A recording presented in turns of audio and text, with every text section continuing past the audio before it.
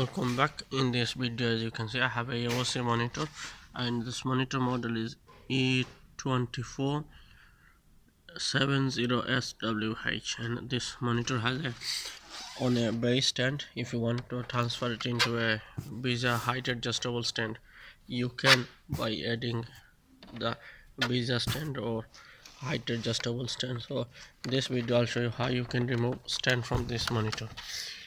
And this monitor has a HDMI, VGA, DBI, so whatever connection you need you can use from your PC. So this is the monitor on a base stand. I'll show you how you can remove the stand from it.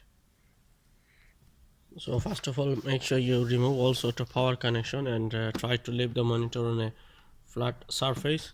So I'm sure you can notice there is a one clip. You just hold it and same time you can pull that, so that will release from the monitor. So this is how you remove the stand from this. So that's what I mean. Again, if you can see, there is a clip there, just you need to slightly hold and pull the stand. Now if you want to, those who are wondering how to remove this base part, so just simply you need to pinch those two parts and you try to pull this front bit.